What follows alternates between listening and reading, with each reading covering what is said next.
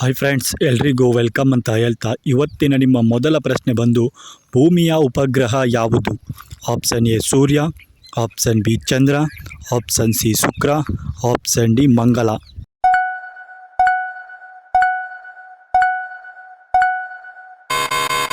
ಈ ಪ್ರಶ್ನೆಗೆ ಸರಿಯಾದ ಉತ್ತರ ಬಂದು ಆಪ್ಷನ್ ಬಿ ಚಂದ್ರನು ಭೂಮಿಯ ಉಪಗ್ರಹವಾಗಿದ್ದಾನೆ.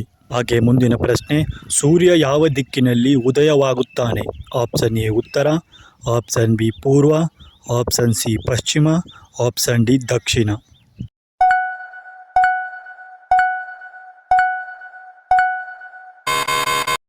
ಸರಿಯಾದ ಉತ್ತರ ಬಂದು ಆಪ್ಷನ್ ಬಿ ಪೂರ್ವದಲ್ಲಿ ಸೂರ್ಯನು ಹುಟ್ಟಿ ಪಶ್ಚಿಮದಲ್ಲಿ ಮುಳುಗುತ್ತಾನೆ. ಹಾಗೆ ಮುಂದಿನ ಪ್ರಶ್ನೆ, ಕನ್ನಡದ ಮೊದಲ ಜ್ಞಾನಪೀಠ ಪ್ರಶಸ್ತಿ ಪಡೆದವರು ಯಾರು? Option A Kuvempu, option B Bendre, option C Gokak, option D Masti.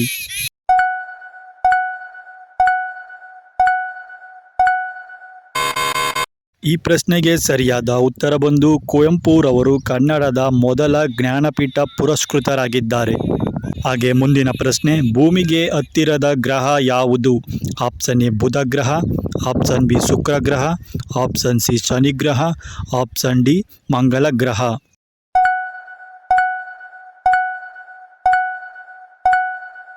ಈ ಪ್ರಶ್ನೆಗೆ ಸರಿಯಾದ ಉತ್ತರ ಬಂದು ಆಪ್ಷನ್ ಬಿ ಶುಕ್ರ ಗ್ರಹವು ಭೂಮಿಗೆ ಅತಿ ಸಮೀಪದ ಗ್ರಹವಾಗಿದೆ.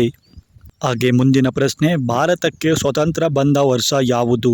Option A 1950, option B 1847, option C 1947, option D 1951.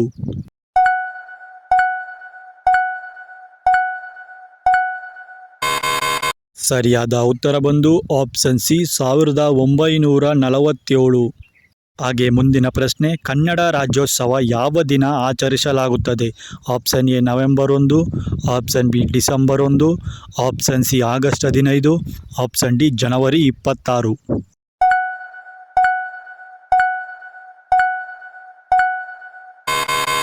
ಸರಿಯಾದ ಉತ್ತರ ಬಂದು ಆಪ್ಷನ್ ಎ ನವೆಂಬರ್ 1ರಂದು ಕನ್ನಡ ರಾಜ್ಯೋತ್ಸವವನ್ನು ಪ್ರತಿ ವರ್ಷ ಆಚರಿಸಲಾಗುತ್ತದೆ.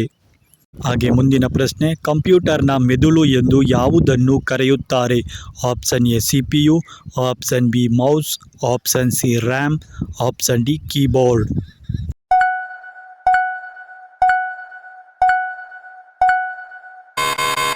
ಸರಿಯಾದ ಉತ್ತರ ಬಂದು ಆಪ್ಷನ್ ಎ CPUನನ್ನು ಕಂಪ್ಯೂಟರ್ನ ಮೆದುಳು ಎಂದು ಕರೆಯಲಾಗುತ್ತದೆ.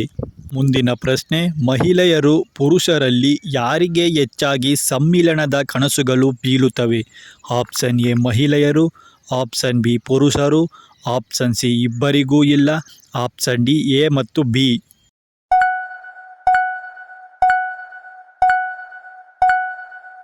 ಸರಿಯಾದ ಉತ್ತರ ಬಂದು ಆಪ್ಷನ್ ಡಿ ಎ ಮತ್ತು ಬಿ. ಇದೊಂದು ಸಾಮಾನ್ಯ ಲೈಂಗಿಕ ಬಯಕೆಯಾಗಿದ್ದು ಇದು ಪುರುಷರು ಹಾಗೂ ಮಹಿಳೆಯರು ಇಬ್ಬರಿಗೂ ಸಹ ಮಿಲನದ ಕನಸುಗಳು ಬೀಳುತ್ತವೆ. ಇಷ್ಟೊತ್ತು ವಿಡಿಯೋ ನೋಡಿದ ಎಲ್ಲರಿಗೂ ಧನ್ಯವಾದಗಳು ಅಂತ ಹೇಳ್ತಾ, ನಮ್ಮ ವಿಡಿಯೋ ನಿಮಗೆ ಇಷ್ಟ ಆಗಿದ್ದರೆ ಲೈಕ್ ಮಾಡಿ, ಶೇರ್ ಮಾಡಿ, ಹಾಗೆ ಸಬ್ಸ್ಕ್ರೈಬ್ ಮಾಡ್ಕೊಳ್ಳಿ ಅಂತ ಹೇಳ್ತಾ ಎಲ್ಲರಿಗೂ ಧನ್ಯವಾದಗಳು.